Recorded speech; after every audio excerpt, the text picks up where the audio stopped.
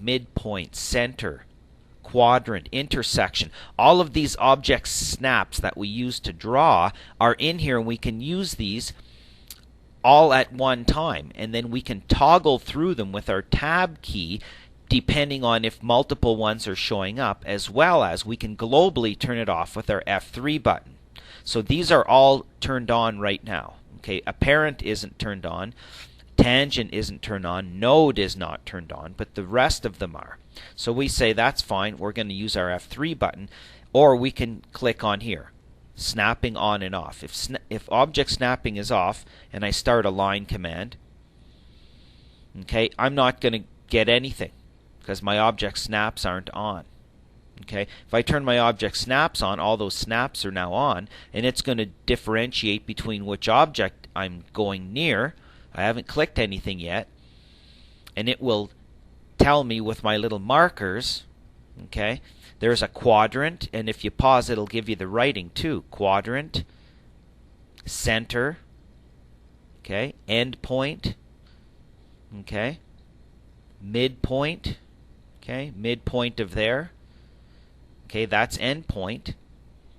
We can also tab through. So we've got a running object snap, which we control inside of here with a right click, and we globally control it with F3. I'm hitting my F3 button. So globally we turn those on and off. And now we'll basically learn how to use each one of those. So an endpoint gets an endpoint, okay?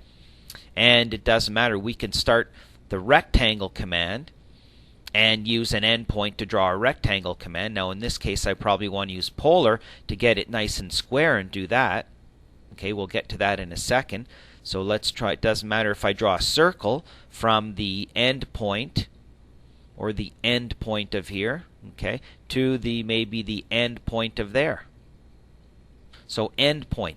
Lines have endpoints, polylines have endpoints. Circles, arcs have endpoints. I have a line, I can say endpoint is the square. Okay, it says endpoint.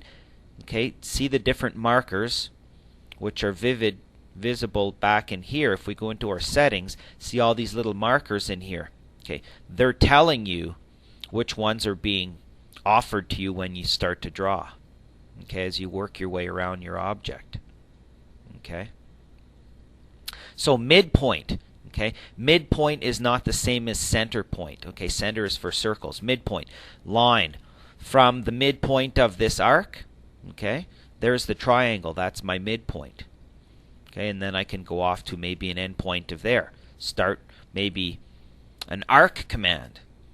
Okay, from the midpoint. Okay, I'm looking for a triangle. There is no midpoint. It's giving me perpendicular. It's giving me quadrant, and it's giving me center. This has an endpoint, and it should have a midpoint. Let's go back and start that again. Line. There's my midpoint. Okay, to there. That's fine. Okay, so that did work. So we can say arc from the midpoint of here to somewhere up over here, maybe to the quadrant of there. So we're grabbing the geometry of the objects. Okay, lines have midpoints as well. Line, okay. If I wanted just midpoint, I could go in here, go to settings, say clear all, only put midpoint on. Hit OK. Now I'm going to start a line command. All it's going to find are midpoints. Nothing on here. Okay, midpoint there, midpoint here. So if all you want is midpoints, then you can go in there and turn only midpoints on. It makes life easier as you go through and draw. Then we can go back in, right click, settings, select all, and then maybe take off the ones that we don't want again. Okay, we can also save these in a numeric value in a bit code, so we can very quickly write a macro that'll remember all of these. You can toggle that on and off with a keystroke or a button. Okay, so moving along, midpoint is midpoints of objects, not circles. Nearest is a kind of a hard one to get a grip on at first. It just means near, somewhere on the object. Start my line command. I'm going to go back into here. Oh, actually that is all right. So I'll start my line command. Nearest is the hourglass. It just means somewhere on the object that's not an endpoint or a midpoint or an intersection. Okay, so nearest just means it's going to grab it wherever. Okay, nearest, somewhere along there. Might not think it's useful at times, but you end up using it all the time when you're moving objects and editing objects. Okay? So the same thing as when you move an object, we can say M for move. Move this, enter from the end point of here to the end point of there. I've basically moved this object, the equivalent of the vector of this line. Okay, so we use object snaps when we're editing as well, not just when we're drawing. So here we've tried nearest. Okay, nearest is somewhere on an object line. And nearest is on here, and I believe it is this one, nearest. Okay, nearest we'll find. Okay, these are one-time shots. When you click on here, it temporarily disables all of these and only runs the one that you clicked. Okay, that's something we've just noticed now, of course. So nearest. Intersection. Okay, intersection, line from the intersection. Nothing complicated about that. Line from, if I go down and say intersection. Okay, now this is getting into another aspect of intersection, more like a parent intersection.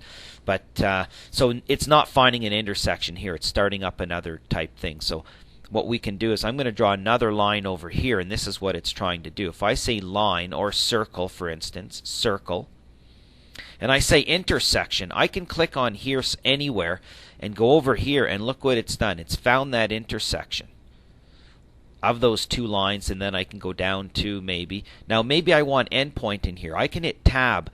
I'm using the tab key right now on my keyboard, and it's tabbing through all the possible snaps that are available right there. A lot of people don't know this. Okay, try that again. Circle. From the, I want intersection, so I'm going to go intersection, and it's going to say okay. It's going to grab a vector off of there. Now when I go over to here, bink, it's going to find that intersection. If I just pick now, notice it goes away. If I pick right now, it's going to take that as the point. Now as I move out, okay, maybe I want to go to the midpoint of this line. When I get near that line, I can hit tab, tab. Now it's toggling through the ones I want. Midpoint, click, done. Okay, circle from the apparent intersection of those two lines with the radius that goes back to the midpoint of this line. Okay. So that's an intersection here, or apparent intersection type. Center. Center is the center of something. Line from the center down here, and as soon as I go near the edge of the circle, it'll find that center. Okay, go back. I can click center again. As I get near this object, it finds that center point. Click. Away you go. Arcs also have a center. Center of, go near the arc, bang, it found that center, done. Okay, from center of these three objects. So that's how center works.